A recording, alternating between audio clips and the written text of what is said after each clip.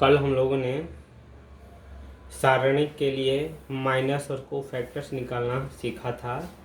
उसके बाद हम लोगों ने अवयव के लिए सहखंडज अवयव निकालना देखा था, कैसे निकाला जाता है और क्या होता है, इसके प्रॉपर्टीज क्या होती है।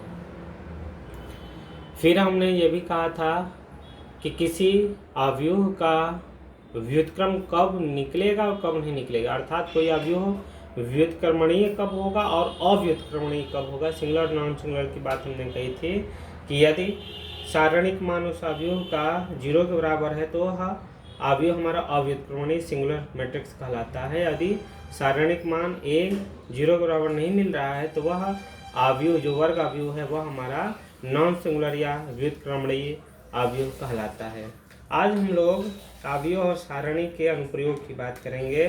तो सबसे जो सारणी का जो अनुप्रयोग हमको मिलता है वह समीकरण निकाय का हल में हम यूज करेंगे, और इस रूल को, जिस नियम के द्वारा सारणी का अनुप्रयोग हम समीकरण निकाय को हल करने में यूज करते हैं, उस नियम को हम कहते हैं क्रेमर का नियम। क्रेमर का नियम, जिसे क्रेमर्स रूल कहते हैं हम।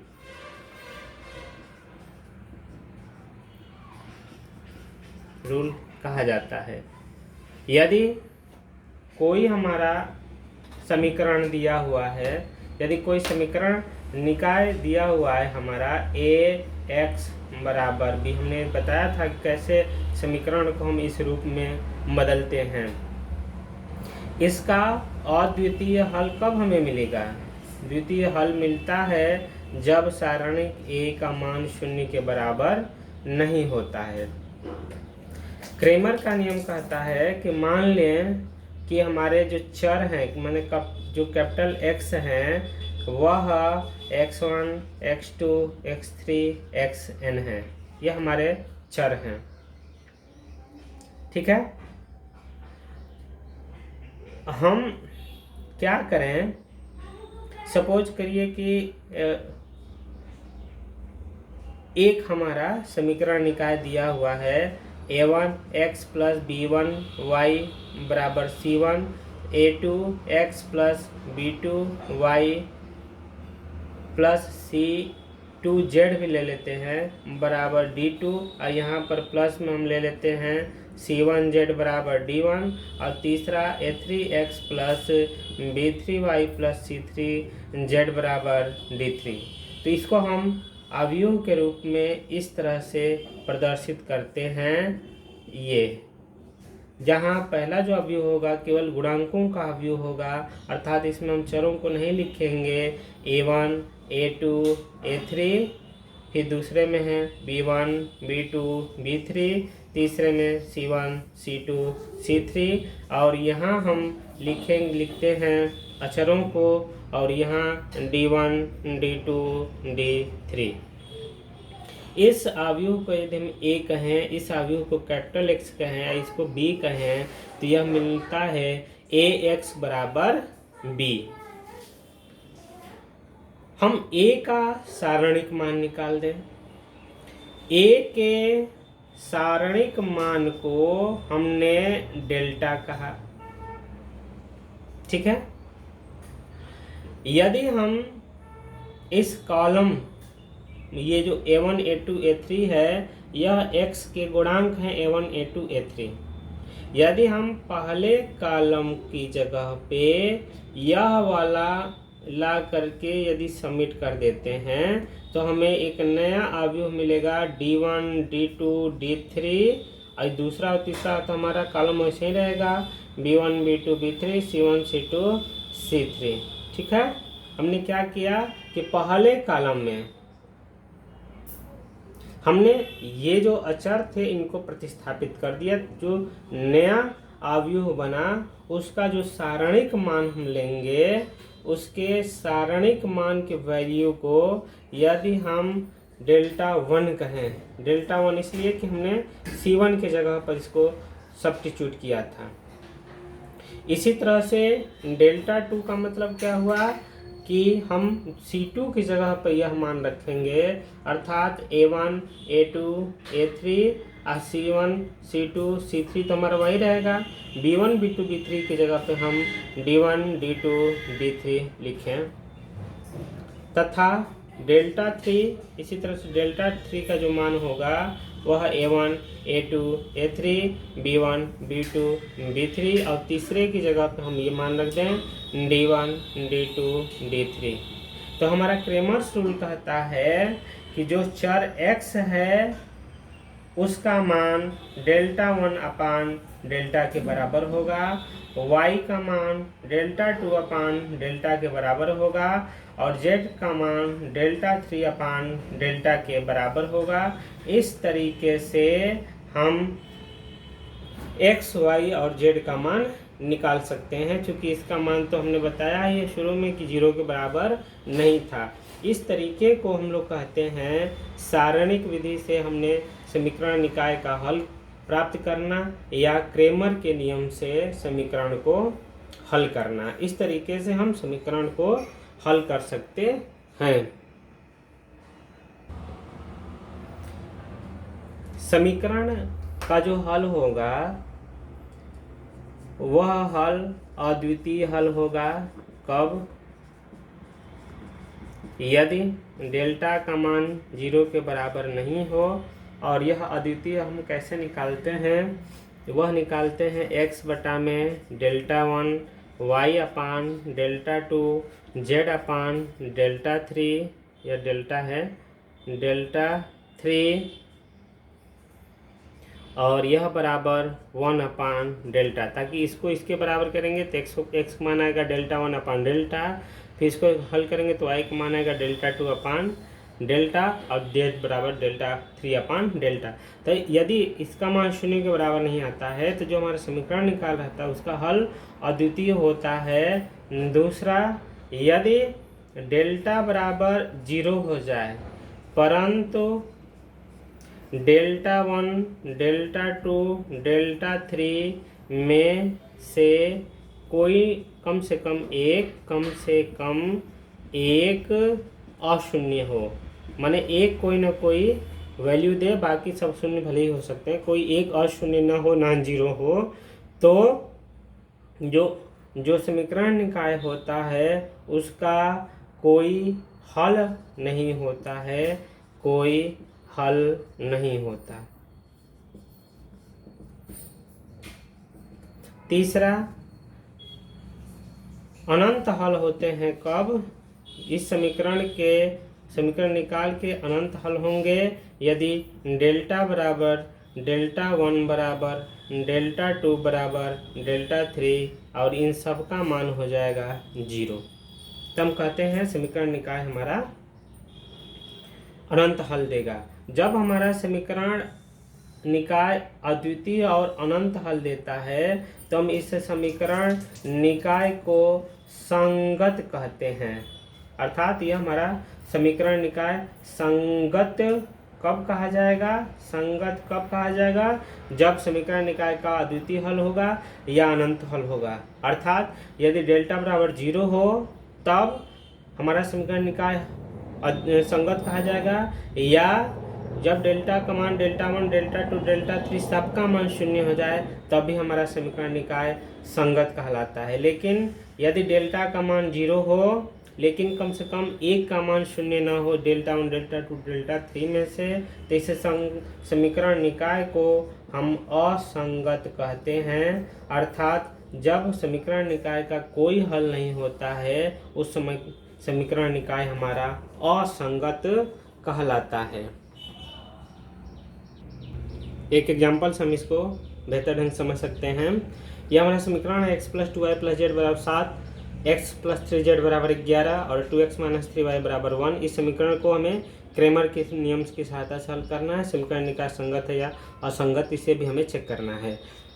जब कहा दे क्रेमर का नियम तो हमें क्रेमर का नियम ही यूज करेंगे। यदि कुछ न कहे केवल हल करने की बात करें तो हम किसी नियम से हल कर सकते हैं, चाहे साधारण के प्रयोग से या अवयव के अनुप्रयोग से हम उसका समीकरण का। लेकिन यहाँ कह रहा है क्रेमर के नियम से, तो हम इसे क्रेमर के नियम से ही हल करना है। पहले हम ले लें अपना अवयव जो गुणांकों पर आधारित है, तो 1 1 2 2 0 -3 और 1 3 0। इसका सारणिक मान यदि हम लेते हैं तो यह आ जाएगा 1 1 2 2 0 -3 1 3 0। इसका हम विस्तार करेंगे, यहाँ से विस्तार कर दें 1 के साथ -3 के साथ और ये +0 के साथ, तो कुछ भी रहेगा तो 0 ही होगा। 1 के साथ जाने वाली यह हो जाएगा 1 0 2 -3 -3 के साथ 1 2 2 1 2 2 -3, इससे छोड़े थे 1 2 2 -3 और 0 के साथ करेंगे तो 1 2 1 0। इसका मान तो हमारा 0 आ ही रहा है। इसको यदि हम हल करें तो आ जाएगा -3 और इसको हल करेंगे तो -3 और -4, -3 -4 ये हो जाएगा -7। तो 7 लिखे 21 प्लस 3 माइनस करेंगे तो यह हो जाएगा 18, जो कि 0 के बराबर नहीं है। डेल्टा का मान 18 आ गया जो 0 के बराबर नहीं है, अतः इसका हल निकल सकता है। हल निकालने के लिए हम डेल्टा 1 का मान निकालेंगे। डेल्टा 1 हमने कहा था कि पहले C1 की जगह पे 7 11 1 रख देंगे। 7 11 1 हमने इसकी जगह पे रखा, ये तो हम उसी तरह उतारेंगे। 2 0 -3 और 1 3 0। इसको भी हम सारणी के मान से विस्तार करके हल करेंगे तो इसका मान आ जाएगा 36। देख लेना, यह डेल्टा 2 हम निकाल रहे हैं। दूसरे C2 की जगह पे 7 11 1 रखेंगे तो पहला तो हमारा वही रहेगा 7 11 1, दूसरा हो गया और तीसरा 1 3 0। इसका भी यदि हम विस्तार करते हैं तो इस विस्तार का जो मान आएगा वह 18 आ जाएगा। फिर तीसरे डेल्टा की बात कर लें, डेल्टा 3 की बात करें तो 1 1 2 तो हमारा वही होगा, 2 0 -3 तो वही होगा। तीसरे कॉलम की जगह पर हम 7 11 1 रख दें, 7 11 1। इसको जो हम हल करेंगे तो इसका मान आ जाएगा हमारा 54। अब देखते हैं, ये भी 0 के बराबर नहीं है, ये भी 0 के बराबर नहीं है, ये भी 0 के बराबर नहीं है। ये तीनों हमारे 0 के बराबर नहीं मिल रहा है। ठीक है, यह तीनों हमारे 0 के बराबर नहीं मिल रहे हैं। अब आते हैं, हम देखते हैं कि x का मान क्या होगा। x का मान हमने कहा था कि डेल्टा 1 अपान डेल्टा के बराबर होता है।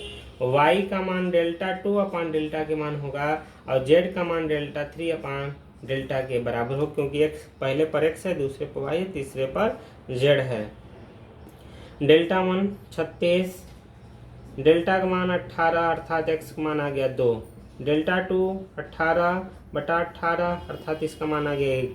डेल्टा 3 54/18, इसका मान आ गया 3 अर्थात x बराबर 2, y बराबर 1 और z बराबर 3 आ गया।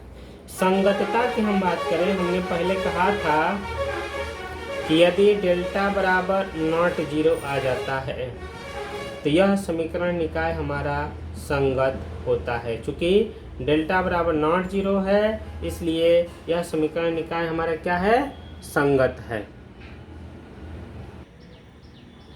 हम लोग अवयव के अनुप्रयोग से समीकरण निकाय का हल करना सीखेंगे। अभी हमने कहा था पीछे कि किसी समीकरण निकाय को हम ax बराबर b रूप में लिख सकते हैं। यदि हमारा समीकरण ax बराबर b में जो a आ रहा है, जो अवयव a है, तो a का सारणिक मान यदि 0 के बराबर नहीं है तब a हमारा व्युत्क्रमणीय होता है। और व्युत्क्रमणीय का मतलब है कि हमारा a इनवर्स अस्तित्व में होता है। हमने क्या किया, तभी हम समीकरण का हल भी निकाल पाते हैं। हमने क्या किया, दोनों पक्षों में a इनवर्स का हमने लेफ्ट हैंड साइड में गुणा कर दिया। यह आ जाएगा हमारा a इनवर्स ax बराबर a इनवर्स b। इसको हम एसोसिएट कर सकते हैं एसोसिएटिव लॉ की सहायता से। a inverse a into x बराबर a इनवर्स b। a में जब उसके इनवर्स का गुणा करते हैं तो यह हमारा I आता है, अर्थात आइडेंटिटी मैट्रिक्स आती है a इनवर्स b।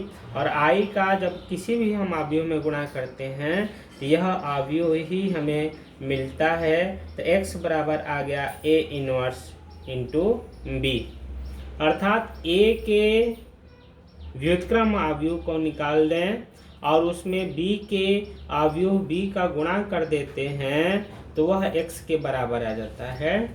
तब दोनों पक्षों का आपस में बराबर कर दें, क्योंकि दोनों अब अवयव, यह भी एक अवयव है, यह भी अवयव, दोनों अवयव बराबर हैं तो इनके संगत अवयव बराबर हो जाएंगे और तब वहाँ से हम अज्ञात राशियों का मान निकाल सकते हैं। ये तो हमारी पहली स्थिति हुई जबकि इस सारणिक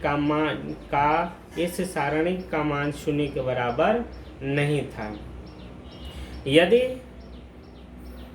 दूसरी स्थिति हम लेते हैं कि सारणी का मान शून्य हो जाए, अर्थात जो हमारा अवयव दिया हुआ है वह सिंगुलर मैट्रिक्स हो जाए, अव्युत्क्रमणीय हो जाए, उस समय हम इसको पहले निकाल दें। Adjoint of A into B का मान निकालें, adjoint of A into B का मान निकालें और इस पर कंडीशन इम्पोज करें कि यदि adjoint of A into B का मान शून्य के बराबर है, शून्य का मतलब जीरो नहीं, शून्य अवयव जिसके सभी अवयव शून्य होते हैं, तब यदि इसका मान भी शून्य आ गया तो जो हमारा समीकरण निकाय होता है, समीकरण निकाय वह असंगत कहलाता है, असंगत, और इस स्थिति में हमें कोई हल नहीं मिलेगा, कोई हल प्राप्त नहीं होगा, इस समीकरण का कोई हल नहीं होगा। दूसरा, ये स्थिति तब है जब यह शून्य के बराबर नहीं आती हो। यदि adjoint of A into B का मान शून्य के बराबर नहीं है तो समीकरण निकाय हमारा असंगत होगा और तब समीकरण निकाय का कोई हल हमें नहीं मिलेगा। दूसरा, यदि adjoint of A into B का मान शून्य के बराबर आ जाता है तब इस निकाय के या तो अनंत हल होंगे या तो कोई हल नहीं होगा, कोई हल नहीं होगा। ठीक है, अनंत होने का मतलब यह संगत होता है और कोई हल न होने का मतलब असंगत होता है। इस स्थिति में या तो हमारा समीकरण निकाय संगत होगा या तो हमारा समीकरण निकाय असंगत होगा। इस नियम के आधार पर हम लोग समीकरणों की सहायता से किसी समीकरण अवयव की सहायता से समीकरण निकाय का हल प्राप्त कर सकते हैं। हम एक एग्जांपल से इसको देख लेते हैं। एक एग्जांपल ले लें, x plus Y plus Z बराबर 6, जेड बराबर x प्लस वाई और 2x plus Z plus Y बराबर 10। इस समीकरण निकाय को हमें अवयव विधि से हल करना है। इस समीकरण को हम ऐसे लिख सकते हैं कि x plus Y plus Z बराबर 6, x plus Y minus Z बराबर 0 और 2x plus Y plus 2z बराबर 10। यह हमारा समीकरण निकाय हो गया। इसको यदि हम अवयव के रूप में परिवर्तित कर दें इस तरह से, जैसे हमने बताया था अभी कि यहाँ पर तो हम ये लिख देते हैं सीधा 6, 0, 10। यहाँ पर हम चरों को लिख देते हैं x, y, z और यह हमारा होता है गुणांकों का अवयव 1, 1, 1, 1, -1 और 2। इसको हम अवयव a कहें, इसको अवयव x कहें, इसको अवयव b कहें तो हमें मिलेगा ax बराबर b, जहाँ x का मान होगा a इनवर्स इंटू b। तो हमें a इनवर्स निकालना है, a का इनवर्स। a बराबर हमारा दिया हुआ है, जब a के सारणिक मान को लेंगे तो यह 1, 1, 2, 1, 1, 1, 1 -1 और 2 होगा। इसका यदि हम विस्तार करते हैं, इसका यदि हम विस्तार करें तो यह आ जाएगा 1 और इसको छोड़ देते हैं तो 2 और प्लस 1 3 आ जाएगा। -1 के साथ इसको छोड़ दें तो 2 + 2 4 आ जाएगा और +1 के साथ 1 - 2 अर्थात -1 आएगा। तो इसका मान आ गया -2 जो कि 0 के बराबर नहीं है। अतः हम इस समीकरण निकाय का हल प्राप्त कर सकते हैं। हम इसका सखंड निकालें, अर्थात हम A11 निकालें, A12 निकालें, A13 का मान निकालें, फिर A21 का मान निकालें, A22 का मान निकालें, A23 का मान निकालें। हमने सखंड निकालना दिखाया था कैसे निकाला जाता है, चिन्ह के साथ कैसे निकाला जाता है। A11, A12 और A13 का मान हम कैसे निकालते हैं। A11 का मान हो जाएगा हमारा 2, 3, चिन्ह होता है प्लस, तो यह हो जाएगा 3। इसका मान होगा 4, 2, 4, तो इसका मान आएगा -4। ठीक है, इसका मान होगा 1 -1 हो जाएगा इसका मान। ठीक है, इसी तरह हम बाकी का भी निकाल सकते हैं। -101 अर्थात इसका मान -10, इसका मान 1 हो जाएगा। इसका मान होगा -2 और 0। ये हमने निकाल लिया है। निकाल करके हम इसको, तो हम क्या करें, सहखंडों से बना अवयव लिख दें। सहखंडों से बना अवयव लिखें। यदि हम सहखंडों से बना अवयव होगा, अर्थात इसको हम अरेंज करें 3 -4 और 1 -1 है, -1 0 और 1 और -2 2 और 0।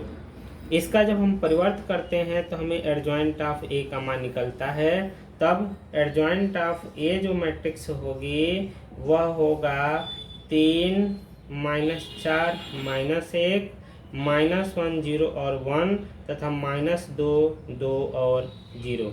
यह हमारा एडजॉइंट ऑफ ए निकल गया। एडजॉइंट ऑफ ए जब निकल गया तो इसमें यदि हम सारणिक मान से भाग देंगे तो हमारा ए इनवर्स निकल जाएगा। एडजॉइंट ऑफ ए में हम सारणिक ए से भाग देंगे, अर्थात हम इसमें -2 से भाग देंगे, अर्थात यह -1/2। इसका मान आ गया 3 -4 -1 -1 0 1 -2 2 और 0। यह ए इनवर्स का मान हम ले जा करके यहाँ रखेंगे। यह आ जाएगा 1/-2 और ए इनवर्स का मान रख दें 3 -4 -1 -1 0 और 1 -2 2 और 0। इसमें हम b का गुणा करेंगे। b हमारा है 6 0 10। तब हमारा यह x y z के मान के बराबर आएगा -2। इसको हम गुणा कर रहे हैं तो 6 के लिए 18, ये 0 होगा और ये -20 होगा, तो इसका मान आ जाएगा -2। इसको हल करें, 6 चौके 24, माइनस में 24 और प्लस में 10, यह होगा -4। इसको हल करें, माइनस में 6, ये 0 ये 0, तो यह हो जाएगा -6। और जब -2 से भाग देंगे तो इसका मान आएगा 1 2 3। तो x का मान 1 होगा, y का मान 2 होगा और z का मान 3 होगा। यह हमारे समीकरण के हल निकल गए। चूँकि सारणी के का मान 0 के बराबर नहीं है, इसलिए जो हमारा समीकरण निकाय है वह हमारा संगत है। इस तरह से हमने अव्यूह विधि से किसी समीकरण निकाय का हल करना हमने देख लिया कि कैसे समीकरण निकाय का हम हल करते हैं या कर सकते हैं, पाते हैं। ठीक है, समीकरण निकाय का हल यदि क्वेश्चन में लिखा रहे कि हमें अव्यूह विधि से हल करना है तो हम अव्यूह विधि का ही प्रयोग करेंगे समीकरण निकाय का हल निकालने के लिए। यदि क्वेश्चन में लिखा है क्रेमर नियम का यूज करके इसको हल करिए, तो हम क्रेमर के नियम को यूज करके ही समीकरण निकाय का हल करना शुरू करेंगे या प्राप्त करेंगे। तीसरा, यदि कुछ न लिखा हो, यहाँ कुछ न लिखा हो, क्यों लिखा है कि समीकरण को हल कीजिए, समीकरण निकाय को हल करना है, तो चाहे हम क्रेमर के नियम से करें चाहे अव्यूह विधि से करें, उससे कोई अंतर नहीं है, वो हल होना चाहिए। नियम लिखा है तब नियम से करना जरूरी है।